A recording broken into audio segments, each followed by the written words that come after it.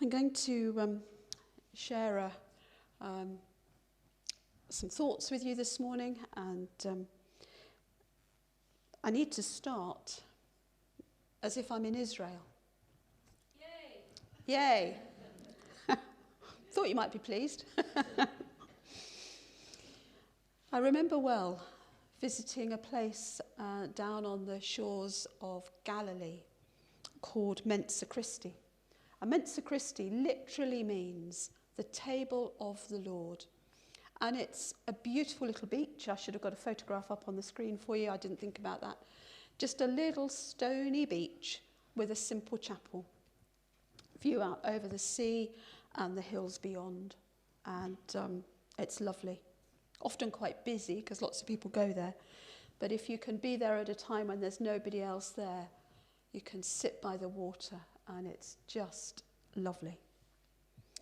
And it is the place where it is thought, certainly where it's commemorated, that Jesus prepared the barbecue on the beach after the resurrection, when the disciples had gone out fishing and they came and he was cooking breakfast for them.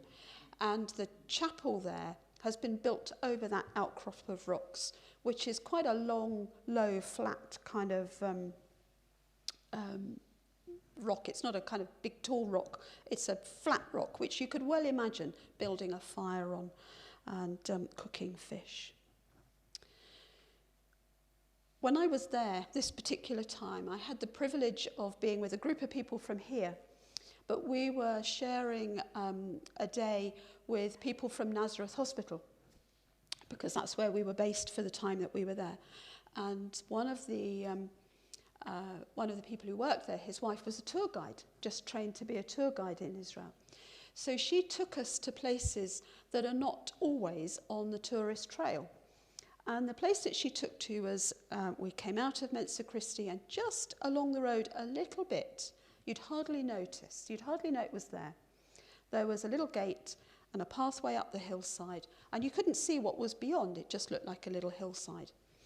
And so we wandered up this hillside, and the first thing we came to was like a little cave. Is too defining a word for it. It was more like a space underneath an overhang of rock.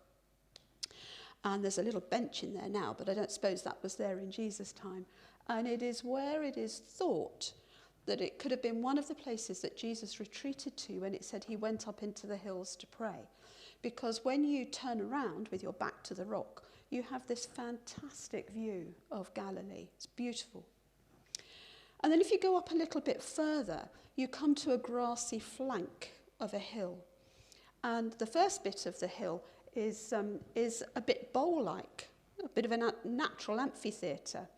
And then you could go up the hill beyond that.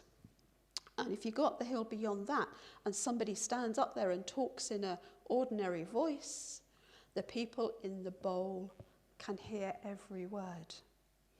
And it is thought that it could be the place where the story that I'm going to read took place. Might also be where Jesus talked to people and gave the Beatitudes, although actually that's celebrated somewhere else. You know, there's not certainty about these things, but you could well imagine a crowd of people sitting in this natural amphitheatre and hearing every word that Jesus said. So I'm going to read from Matthew chapter 15 and reading verses 29 to 39, and you will know this story. And as you hear the words read, picture that scene. Picture Jesus up on that hill. Picture the people all gathered in that natural amphitheatre, the lake behind them.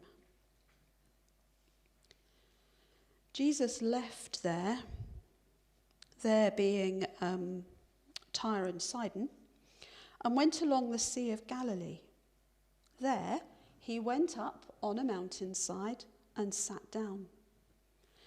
Great crowds came to him, bringing the lame, the blind, the crippled, the mute, and many others, and laid them at his feet, and he healed them.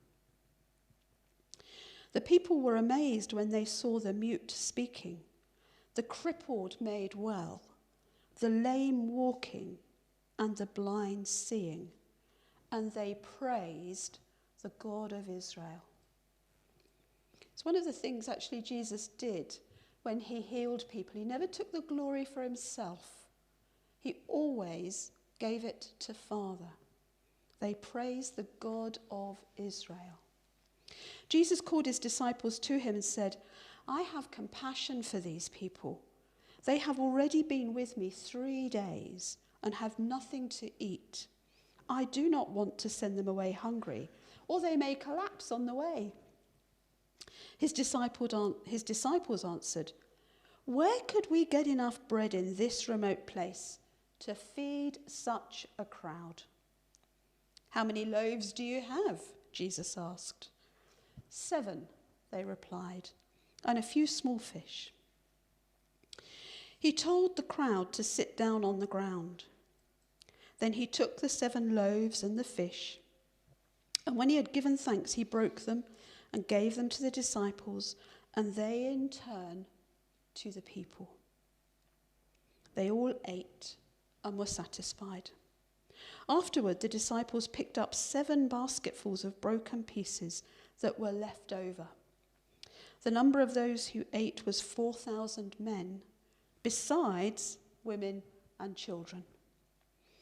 After Jesus had sent the crowd away, he got into the boat and went to the vicinity of Magadan. Some people say, don't they, that this is the same story as the feeding of the 5,000. It's just that the people are counted differently. And in fact, the feeding of the 5,000 is also told by Matthew 1 chapter ago. And I think there's good reason to say that that's not right. These are 2 distinct stories. And I'll tell you why in a minute. So if you think about Jesus sitting up on this grassy slope with all these people around him, family groups, people on their own, people who came sick, and he's healing the great crowds. Did you notice the lame, the blind, the crippled, the mute, the deaf? I don't know about you, but when I read that, I thought, what's the difference between lame and crippled then? I thought that both kind of lent themselves to difficulty with walking. That's the way that we use those words these days, isn't it? But actually, the meaning of the words, if you look them up, are not the same. The lame came limping, that makes sense. The blind, physically blind, and the emotionally blind. The crippled in their hands. And the mute, who couldn't speak and who were deaf, and many others. So these were people coming with a whole variety of health issues. They've been with him for 3 days. I'm not sure it means that they've sat on the mountain for 3 days. I think they've probably been following him along the road.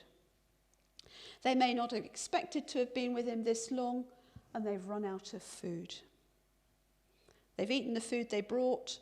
What they shared amongst themselves has all been eaten, and now they've got nothing left. And Jesus must be exhausted, but actually he's worried about their welfare. He's worried about how much they've got to eat. And he speaks out of his compassion. We need to feed them. And he says to his disciples, I don't want to send them away hungry. Where can we find bread in this place? In fact, it's the disciples that say to him, where can we find bread in this place? These disciples who were with him only 1 chapter ago, I don't know how long that ago that is in time, but only 1 chapter ago, they saw Jesus do miracles in a different place with 5 loaves and some fish. And yet they seem to have forgotten that because they say, well, where can we find bread? Lessons learned with Jesus don't always stick with us long, do they?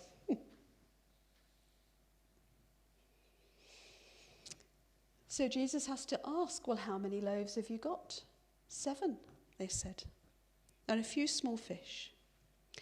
And he took the loaves and the fish, and he blessed it, as he did with the 5,000. And he gave thanks, and he broke it. It's very reminiscent of communion, isn't it? We will give thanks and break bread together in a little while. Everyone ate, everyone was satisfied. 7 baskets were left over. Do you remember how many baskets were left over when it was the feeding of the 5,000? 12. How many baskets this time? 7.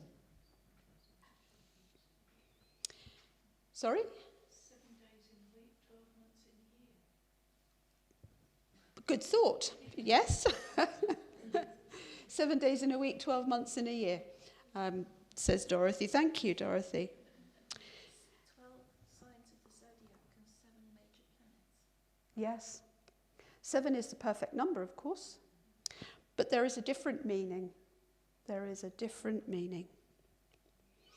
In the story of the 5,000, the baskets that were left over, the word that is used for basket is a very distinct word. And it means a lunch basket. It means the kind of small food carrier that the people would have naturally taken with them for a picnic. And in that story, in fact, it specifies that the bread was barley loaves. Now, barley loaves was food fit for slaves and dogs. It was poor quality food. So it was the kind of food that would be given to the servants when everybody else had eaten their fill.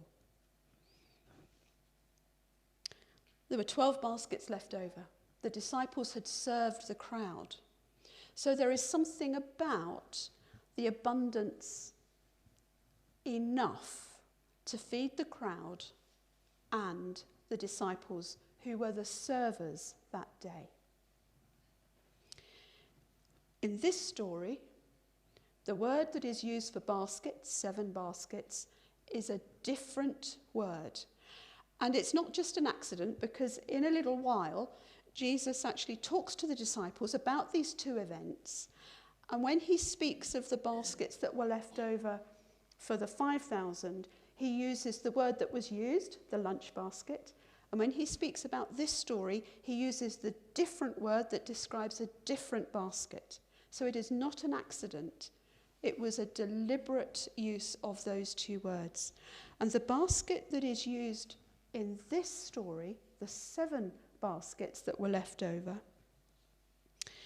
is the same word that is used in Acts chapter 9, verse 25. And this is the escape of Saul. After many days, actually verse 23, after many days had gone by, there was a conspiracy among the Jews to kill Saul. But Saul learned of their plan. Day and night they kept close watch on the city gates in order to kill him. But his followers took him by night and lowered him in a basket through an opening in the wall. This is not a lunch basket. This is not a picnic basket. This is a man-size basket that can be let down through the wall. An entirely different size of basket.